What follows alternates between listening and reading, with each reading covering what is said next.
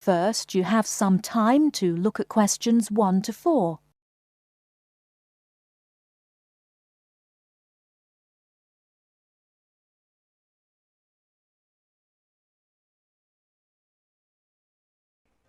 Hello.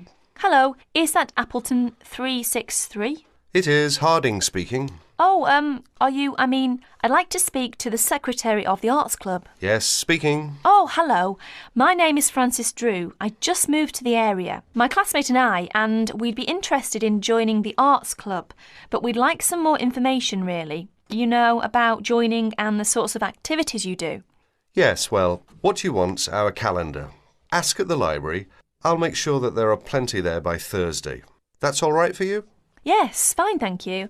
But, would you mind telling me how much it costs to join? Membership fee for an adult is £2.50 per year, of course. What exactly does club membership entitle one to? Entitle you to? Oh, for a start, there's the club events. You get invited to them, of course. They're for members and only, they are free. What sorts of events are there? You'll see what they are when you get hold of a calendar. But, well, there's club evening, for instance, once a month, usually Wednesdays from 8 till 10. And whereabouts do you hold them? Club evenings, the beach pavilion. Do you know it?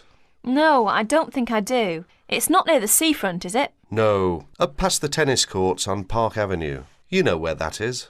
No, I'm afraid I don't. We'd soon find it, though. Quite good. I don't know what your interests are. Music. Got any musical talents? I'm not sure about talents exactly. I like music. We both do. Do either of you sing? Oh, yes. We've both been in choirs. Well, there you are then. The club's got a very fine choir. Very fine. I'm in it myself, as a matter of fact. We have practices every Friday evening. And it's no good just thinking of joining if you can't make the practices. Before you hear the rest of the conversation, you have some time to look at questions 5 to 10.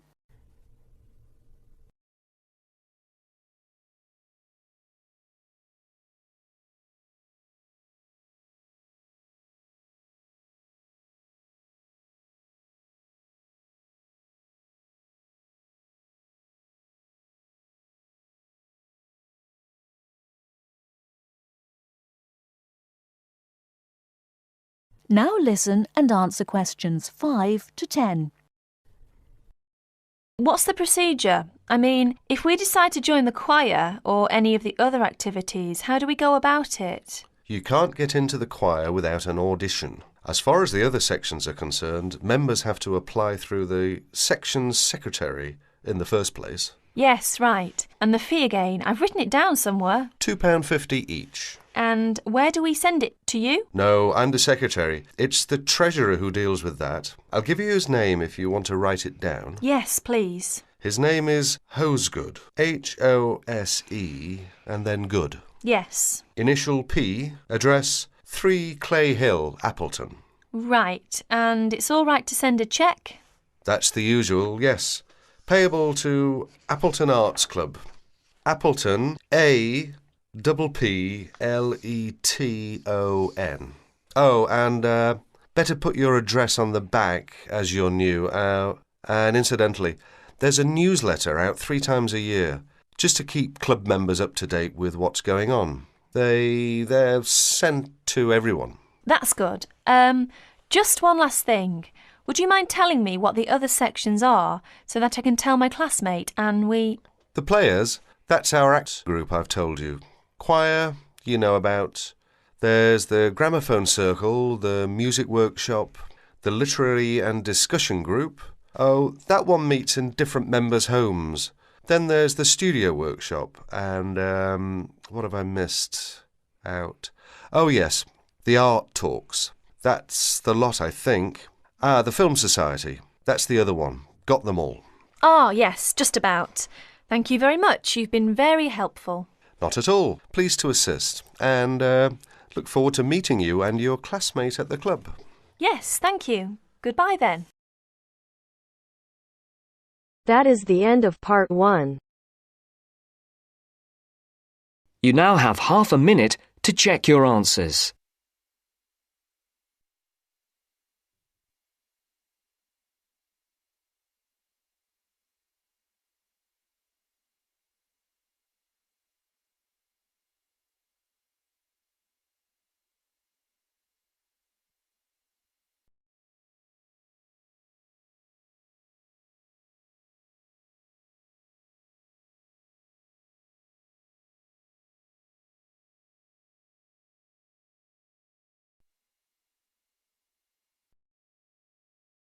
Now turns to part 2. Part 2. You are going to hear a talk given by Madeline. She is going to introduce the recreational facilities on campus and in town. First, you have some time to look at questions 11 to 16.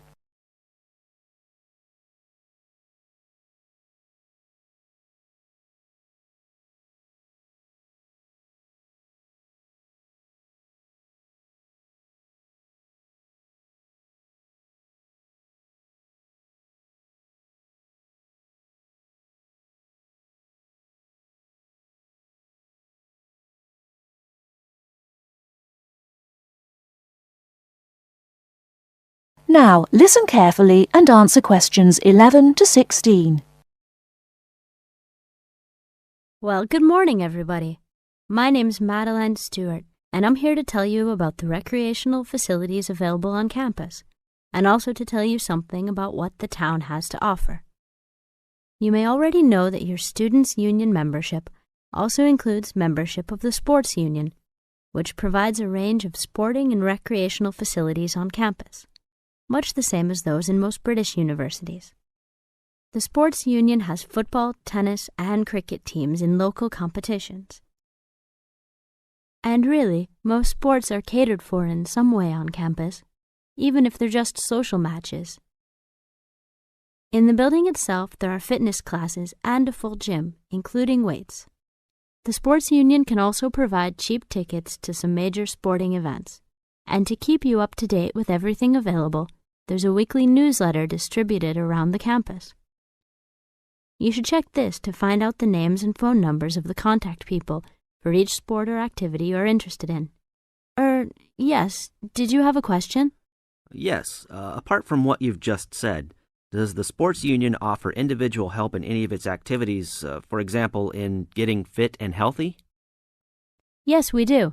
The Sports Union has a fitness assessment clinic every Friday, staffed by the resident sports trainer, who can provide advice on the best program for you and refer you to various charts. I'm sure you all realize that for any medical assessment or health problem, you should go to the University Medical Service. The sports trainer can also advise you on a suitable training program using the weights. And now on to Ashbury. Before you hear the rest of the talk, you have some time to look at questions 17 to 20.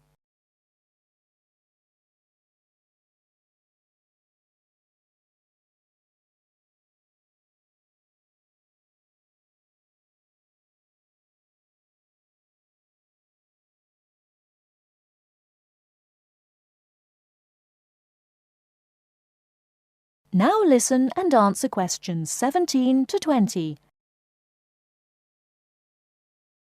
And now on to Ashbury. For a town of its size, Ashbury has some unusually good leisure and sporting facilities, most of which are near the center of town and easily reached by bus from this campus. There's a new, well, almost new, Olympic-sized swimming pool. That's not quite in the central town area, but it's only a 5-minute walk from the bus stop. Above the pool, there's a high-tech fitness center that any of you more serious fitness lovers would need to check out. Then, in the center of town, there's a sporting complex called the Anderson Center, which contains squash courts and facilities for a number of other indoor sports, such as basketball. And just around the corner from the Anderson Center, in the main street there, is an indoor bowling alley. All of these facilities are listed in the weekly newsletter, so I encourage you all to look through it and... That is the end of part 2. You now have half a minute to check your answers.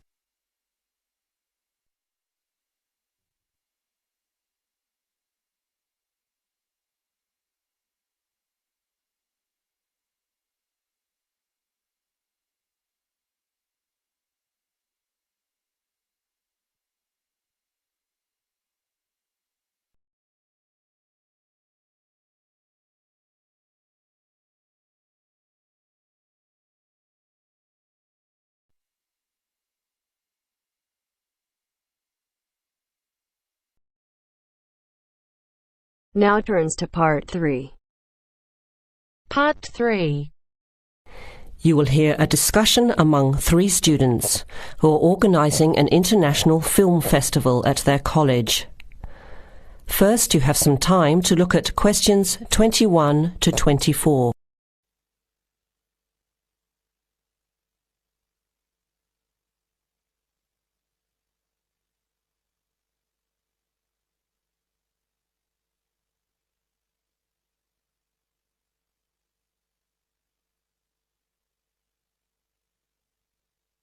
Now listen carefully to the first part of the discussion and answer questions 21 to 24.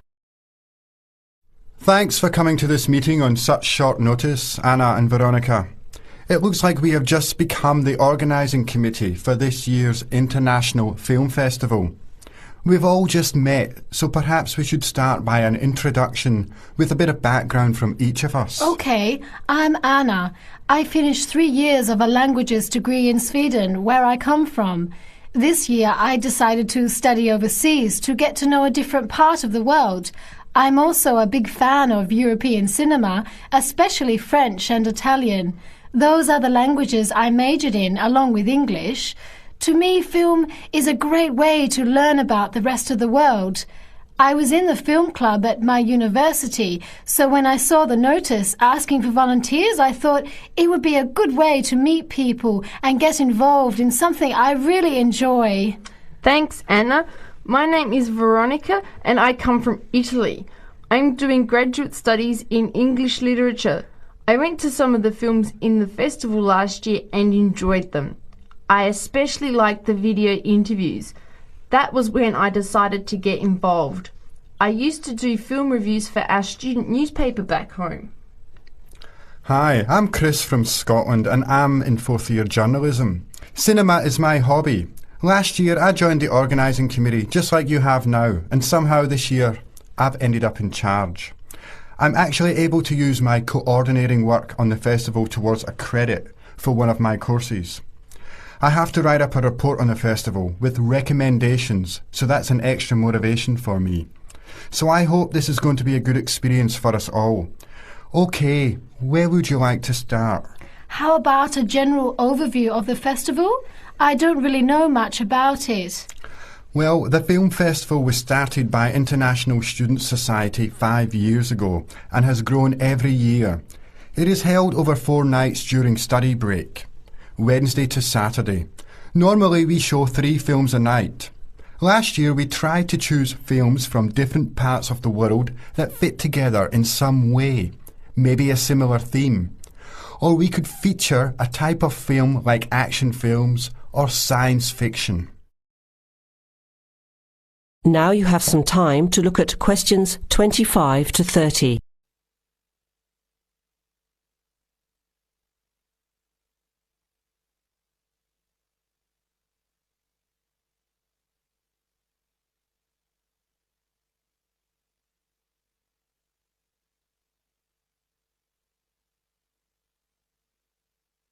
Now listen to the rest of the discussion and answer questions 25 to 30. Who picks the films? It's up to us on the committee to decide. You mean we get to pick all the films ourselves? What a hard decision. There are so many to choose from. Well, that's the fun part. We have this catalogue of independent distributors. The films are listed by language and have a short summary. We just have to go through it to find a good combination of films that will attract an audience. Veronica mentioned something about interviews. How does that fit in? We set up cameras in the foyer of the theatre and did live interviews before, during intermission and after the screening. Anyone from the audience could come up and talk about the film. The Broadcasting and Journalism School set it up and ran the interviews. They were shown on big screens around the lobby and in the theatre. It went over really well. We had a long lineup of students waiting to be interviewed on TV. Everybody wanted their minute of fame. Great idea. Yeah, it worked really well. We should certainly do something similar again. Maybe even develop the idea further. like a website with audience reviews and discussion, so we can get as much participation and involvement as possible. Hey, that's a good idea. Can I ask a question? None of the films are in English, right? Are they dubbed or subtitled?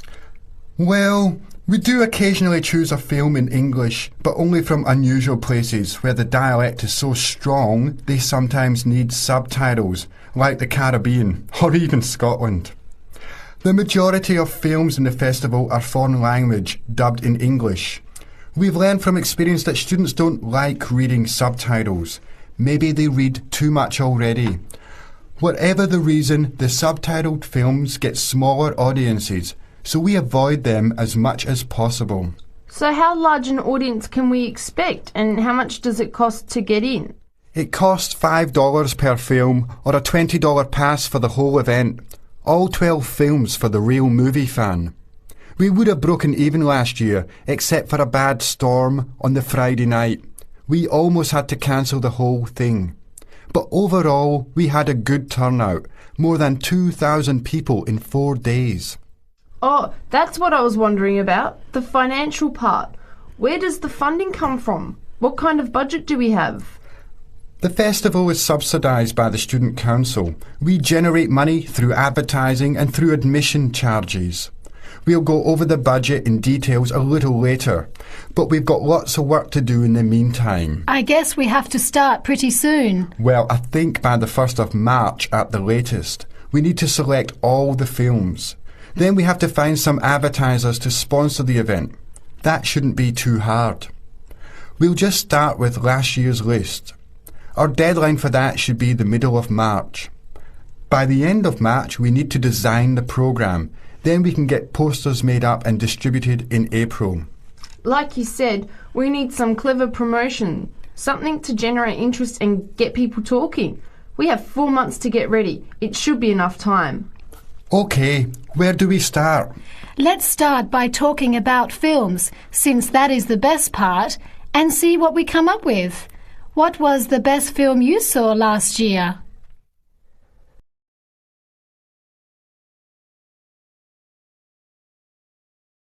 That is the end of part 3.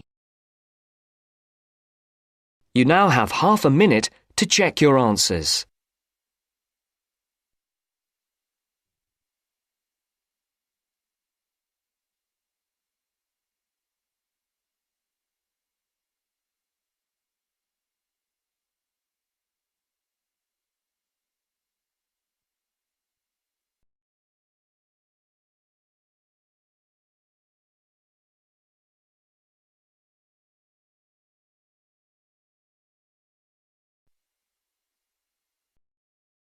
Now turns to part 4.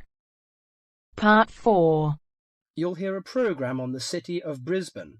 First, you have some time to look at questions 31 to 40.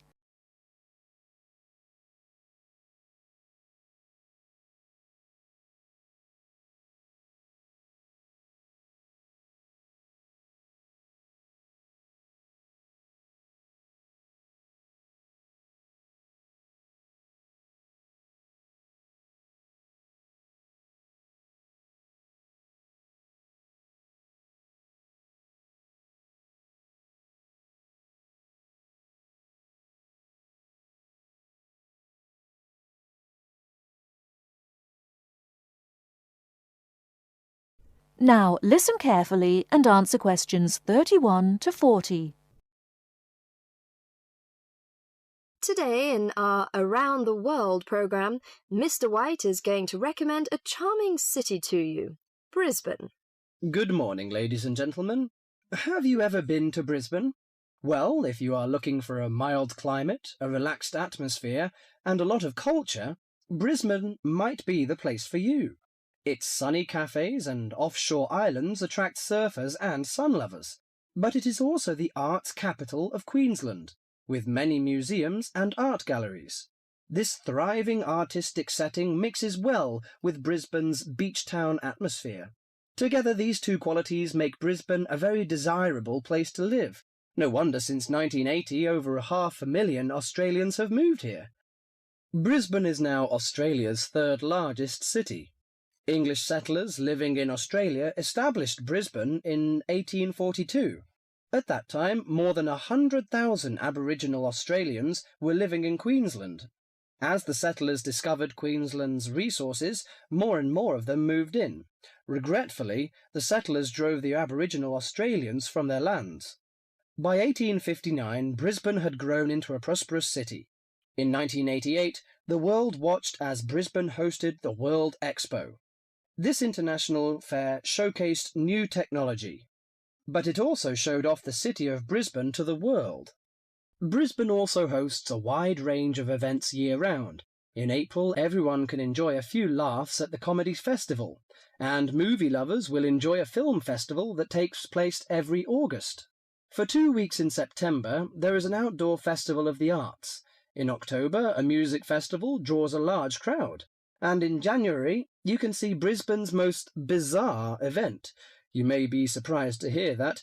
The annual cockroach races. That's right, people really do train and race cockroaches. Brisbane's nice climate and compact design makes it easy to explore on foot. Follow the golden arrows in a footpath around the city centre. This will lead you on a tour of Brisbane's historical district. From the city centre, take a boat across the Brisbane River to South Bank. This area is popular for its bike paths, beach and weekend market. Hundreds of artists display their wares at this market. It's a great place to pick up some interesting handicrafts. Well, I think what you must be interested in is the unique native animals. Yes, you shouldn't visit Australia without seeing its trademark animals, the koala and kangaroo. The Lone Pine Koala Sanctuary has both. It is located just outside the city centre in beautiful parkland. You can hold one of the park's 130 koalas or feed the kangaroos. Another quiet refuge from the city is Mount Coot-tha, about 8 kilometres from Brisbane. On a clear day, it offers spectacular views of the city. It also has hiking trails and beautiful gardens. Along the Brisbane River, a sunset cruise is also very relaxing. The areas around Brisbane are impressive. A coastal drive south of Brisbane will take you along the Gold Coast. This famous coastline boasts some of Australia's best beaches. Stradbroke Island is another easy day trip from Brisbane. A cliff on the island called Point Lookout offers a great view. From there you can see dolphins swimming below. Brisbane Forest Park, to the north of Brisbane, is a great place for hiking and camping. These great getaways, along with Brisbane's own laid-back charm, make this city an ideal place to visit. That is the end of part 4.